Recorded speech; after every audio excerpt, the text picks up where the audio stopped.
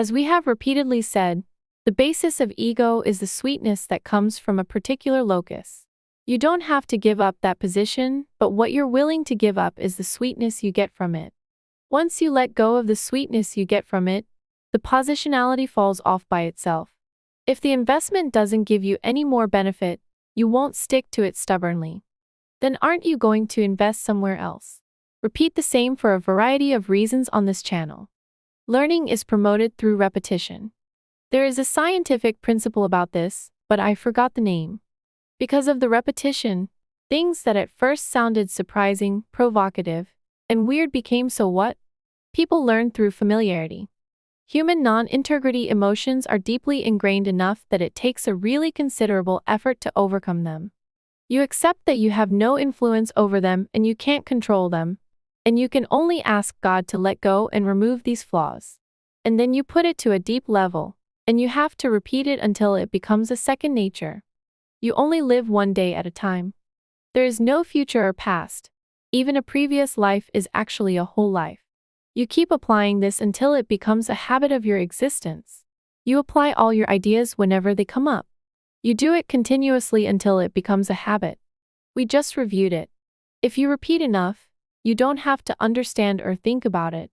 Now you just know. And so you're just going to try to copy the way you pray, the way you're going to let go out to yourself, whether it's about feeling, time, or thought. So I want to save you from the problem of thinking. So I repeat enough. Every time I repeat, you hear it differently. Because once you hear it, you're different from before. That's why not everyone here has seen a video like this before. Even if you watch the same video, you become a different person and watch it.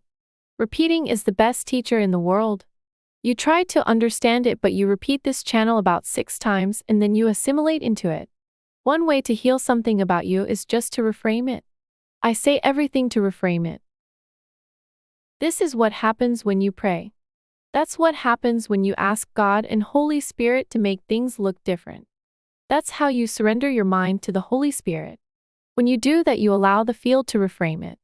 When you let go out looking at all of this in the context of time and the concept of causation, everything becomes completely different. But I know you don't want this. Because you're obsessed with your ego. Because you're obsessed with that poor heart and enjoying being a victim. So making these choices is also the evolutionary level of that person. Level of consciousness determines your opinions and intentions. So whether it's unconscious purification, emotional relief, root emotion, whatever it is, I don't know what it means. Whether you're undergoing psychoanalysis or meditation, even if you know that you're in a deep unconscious state, it's gradually resolved by just recognizing it. This is Heisenberg's principle. I will prepare for this next time, so after you know this you will be less worried about being seen as a faithful religious person about spirituality. Now you can say, "This is science, bitch," and they will change the subject. So I meant to say, it's not that someone cursed at you because of the wounds your inner child suffered as a child. I'm telling you not to suck sweetness like that. I said it 2,000 times so far until today. If you didn't hear it, you can hear it now. The cause is the mentalization you project into the world.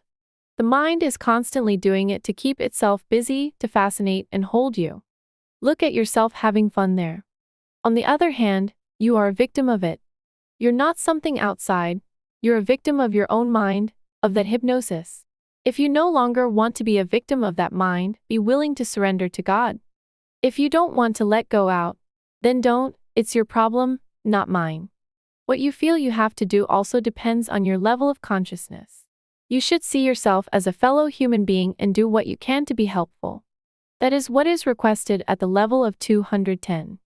If you're on a different level, now you see all of this as a group karma or an individual karma, which has nothing to do with delusions like individual or causality. So there's nothing to do about it. At less than 200, a person only look for blame. At over 200, a person seems to be whining a little, but internally, he has the courage to face the truth. Now, if you're interested in something like this, you have to give up that notion and that mind. That's how you get through the 500. That is the way to experience infinite existence and love. The minds of the world and the egos we speak of are the same. So you have to give up the Newtonian paradigm. It has become a blessing for us to enjoy this reality comfortably, but now you have to give it up. Now that's letting them do it. That is why we must give up intelligence. Once a person has crossed the river, there is no need to carry a raft anymore. Are you going to carry that raft even after you've already crossed the river?